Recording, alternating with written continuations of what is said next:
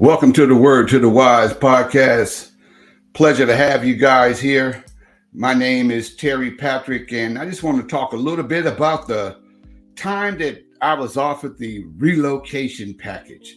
Don't know if you guys have ever had one of those before, but it is something that it's a beautiful thing, but it also has its ups and its downs.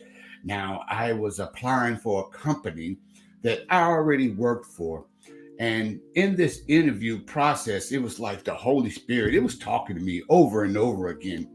It's like the Spirit came upon me and it was like, you got to get on the freeway right now. And every time that I did, I would get a phone call from the application that I had put in another state.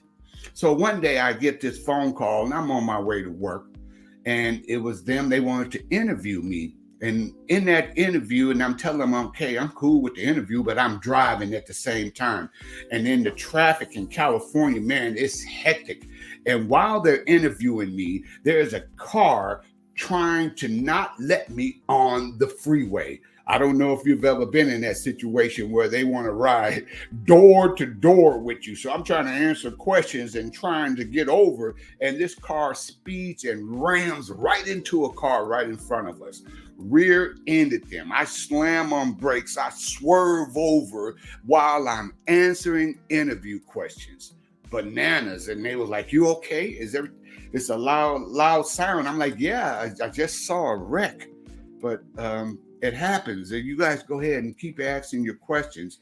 And I always felt like I don't interview well to begin with.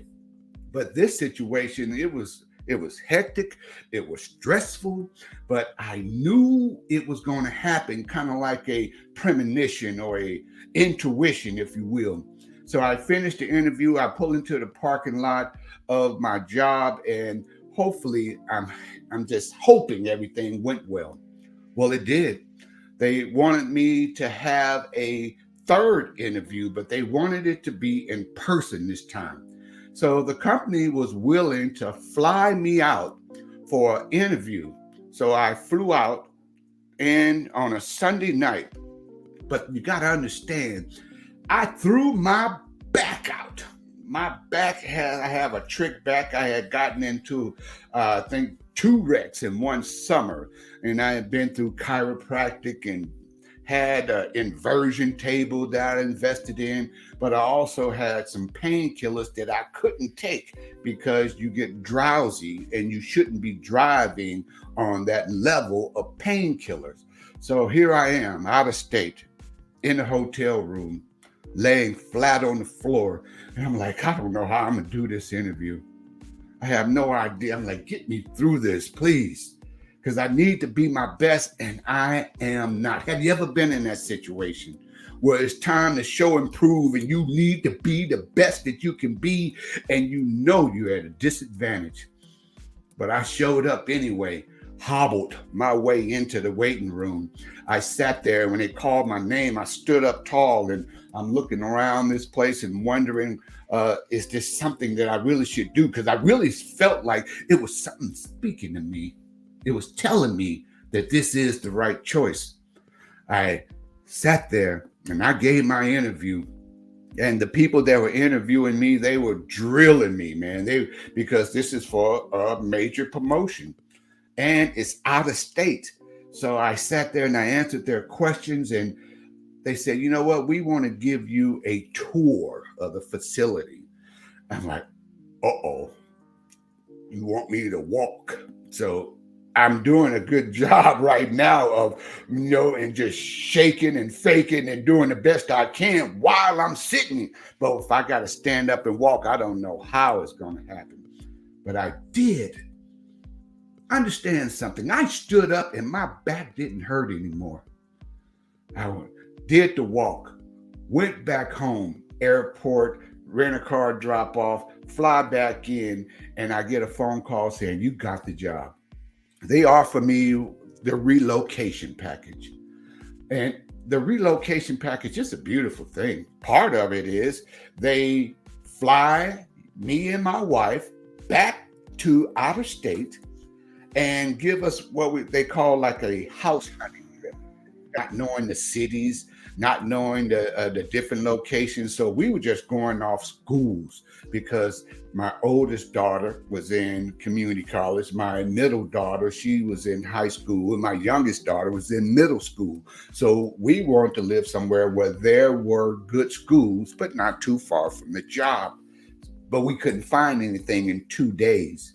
So we go back home, we jump on the airplane, and they said, well, we want to pack your house up because you have to move within a certain time period. It was happening so fast. All this time of just waiting. Well, waiting is a verb. While you're waiting, you should be doing something. And this is what they do with the package. They said, don't touch a thing. We'll pack everything. We'll put everything into the boxes because we're going to be responsible. We're going to load the truck, and then we're going to move you guys out of state. If you have vehicles, then we will transport those vehicles on flatbed trucks. If you would like to fly your family to this new place, then we'll pay for the airfare, or we'll pay for you to drive. So what we did, we had 4 cars. And we chose to drive to transport to. And once you get there, they will move your property into a storage unit or into the new house that you have purchased. If you haven't bought a house, then the company will give you a furnished apartment and a stipend for food so that you can live there for 30 days while you look. I took the apartment.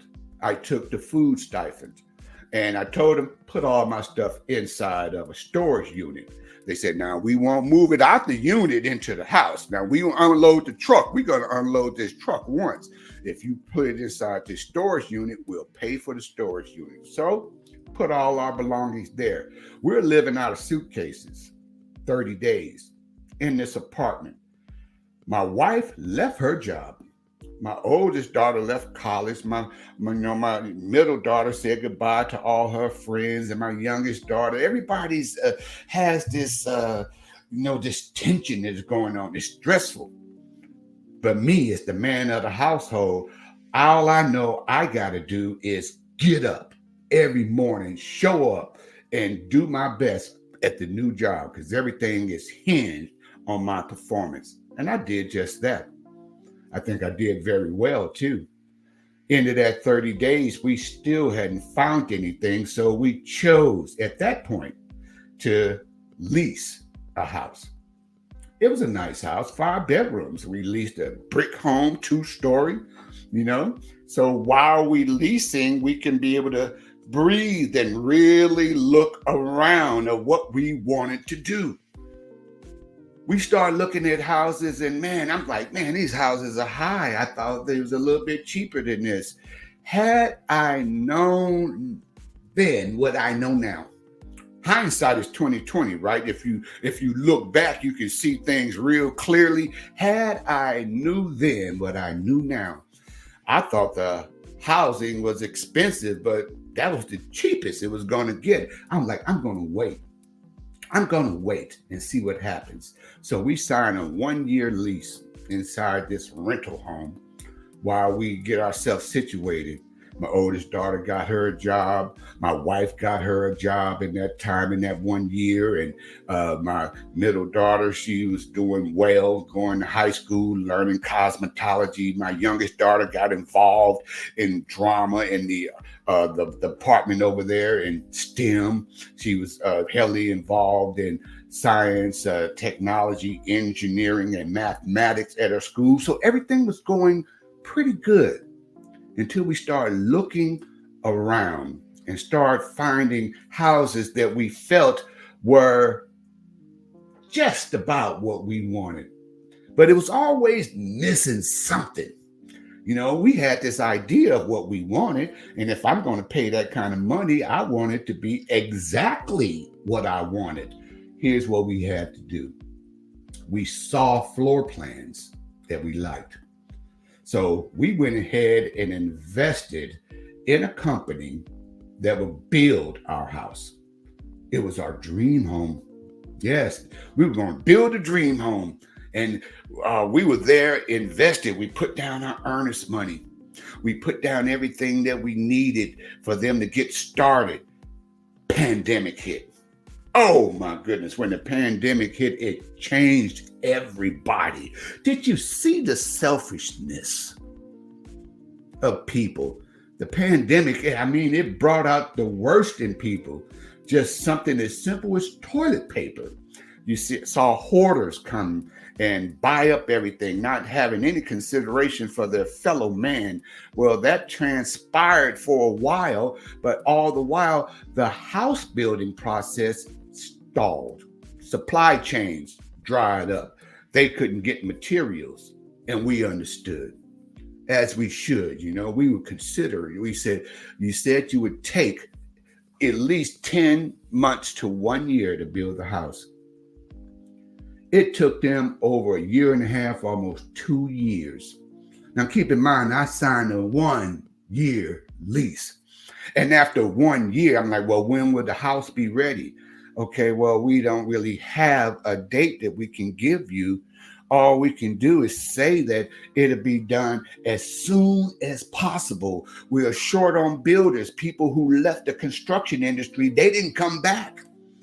So we have a limited resources. We don't even have glass and brick. I'm like, oh my goodness, this is horrible. The rental company's pressuring me. You need to sign another lease. So I signed a 6-month lease. That 6 months comes and it goes. And now I'm asking, when will the house be ready? I need to know. Because a 6-month lease, you pay more than a 1 year lease. They said, well, we're getting close. I can't sign another year. I can't even sign another 6 months. Why would I lock myself into another year in a lease and then the house is ready? Now I'm paying for 2 houses. It makes no sense. So we go month to month and they gouged us.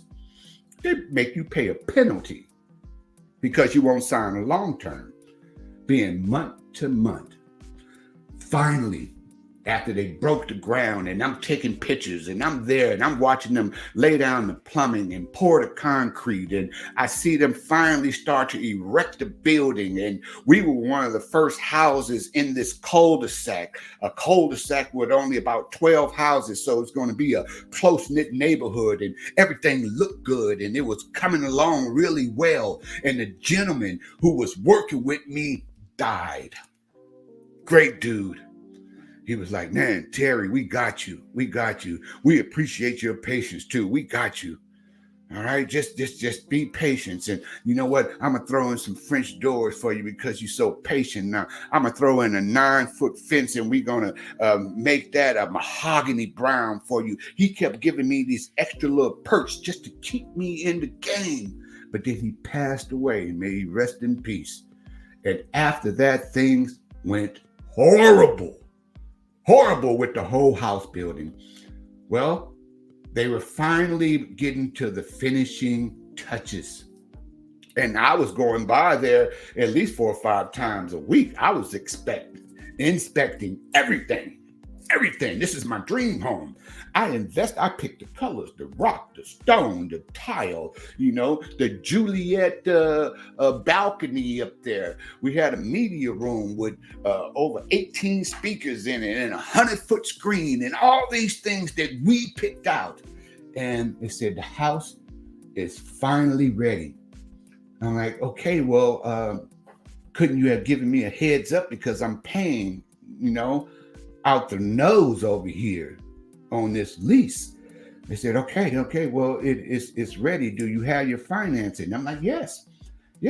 So the finance guy that I'm working with, he was like, well, okay, we can just push it through and go through the final paperwork. They told me the house was ready on a Friday. On Sunday night, they put my house up for sale to anybody else. You know why?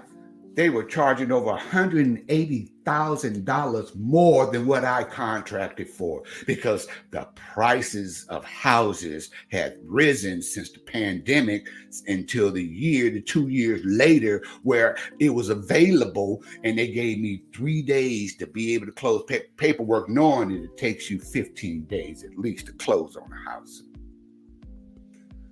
Robbery. I call them immediately. I'm like, what are you doing? Why is my house for sale? Why is my house on Zillow?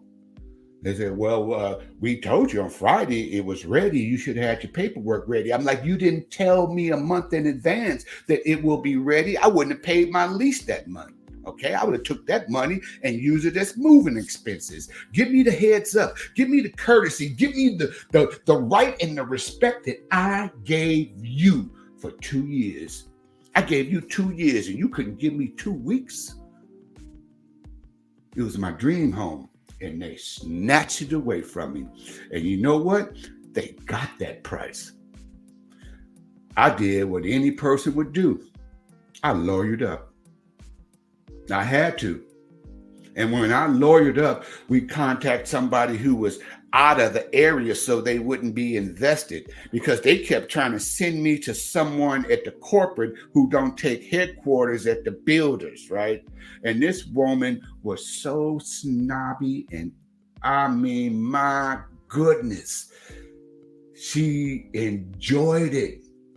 She was so selfish and she reveled in it. She was like, it was just like ecstasy for her.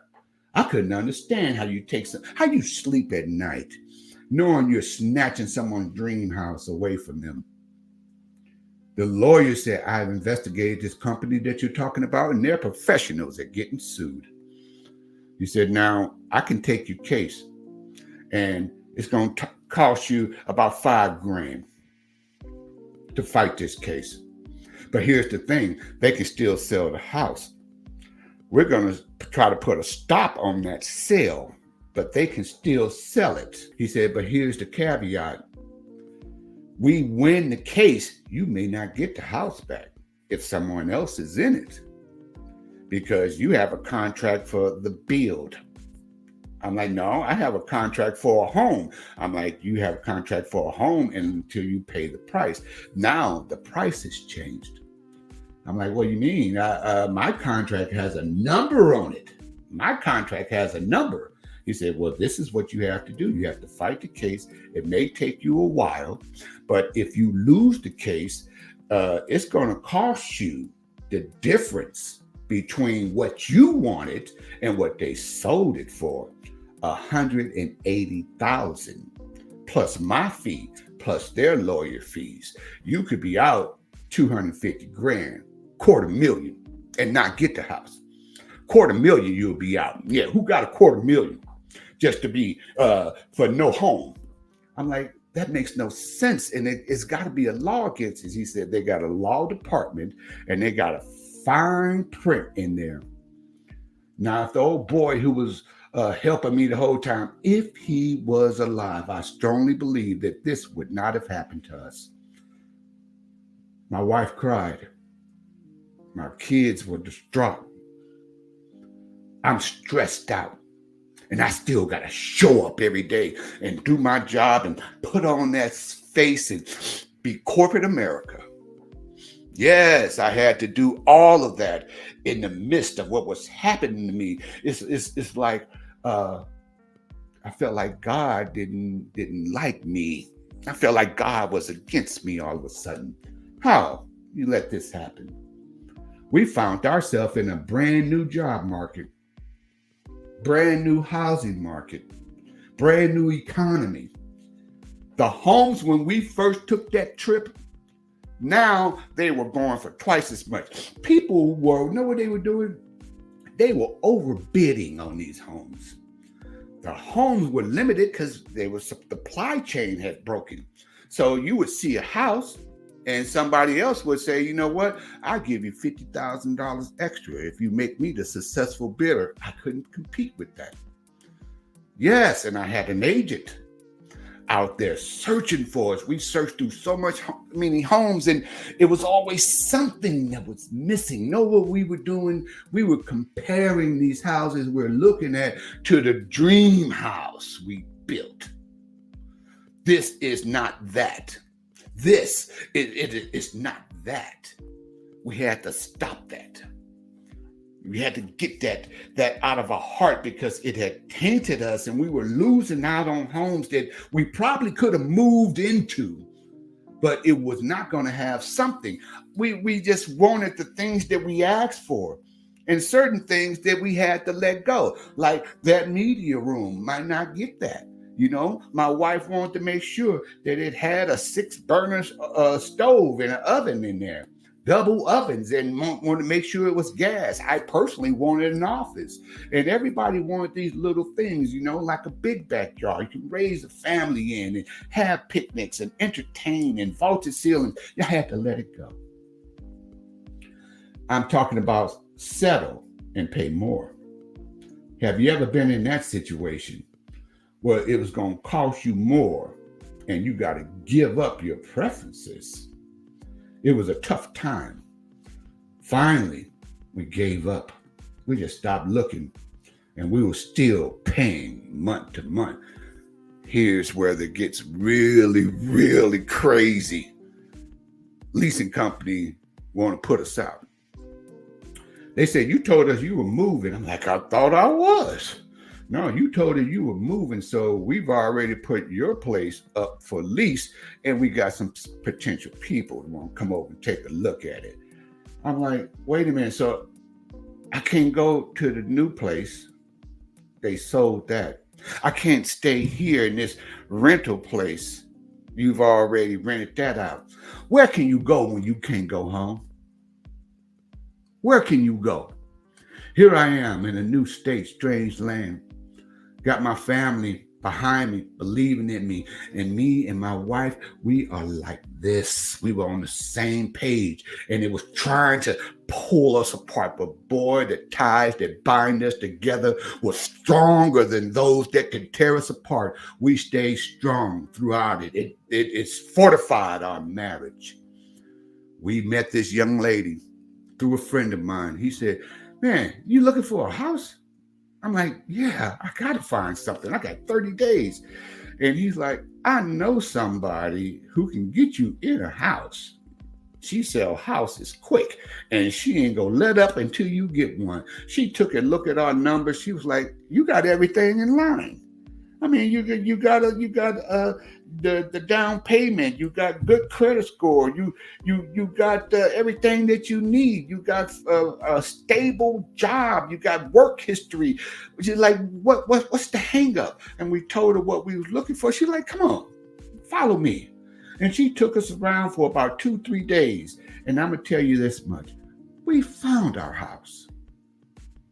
We found it. Same size as the dream home, same square footage, all those rooms and things that we wanted, same thing. Everything that we asked for, everything we was looking for, everything that we could not find, she found it for us. And guess what? It was for the same money that we contracted in the first place. Only difference was now this house is 10 years older. That whirlwind journey let me know that when I walked in to this place, I was standing inside of a prayer that was answered. When you open up a door and God is telling you, yeah, I put you in a situation you couldn't go nowhere else. I brought you to where I want you to be. And the neighbors, I couldn't ask for better neighbors. It is a beautiful thing to get a company to give you a relocation package. And it took 3 years for a single prayer to be answered. But be patient. Keep waiting. But waiting is a verb. You got to do something while you're waiting. And we did everything that we could. And sometimes it felt like we did too much. But there are people in this world that are selfish. pandemic showed us that there are people in this world that are despicable. That building company showed me that. And there is also love in this world. There's also love. It's out there if you keep looking. Thank you guys for tuning in for another broadcast of the Word to the Wise podcast. I have been Terry Patrick. And you know what? I'm going to see you guys around. Please keep tuning in to this show because I have another thing that I would love to tell you. You want to hear about it? Well, I'll see you soon.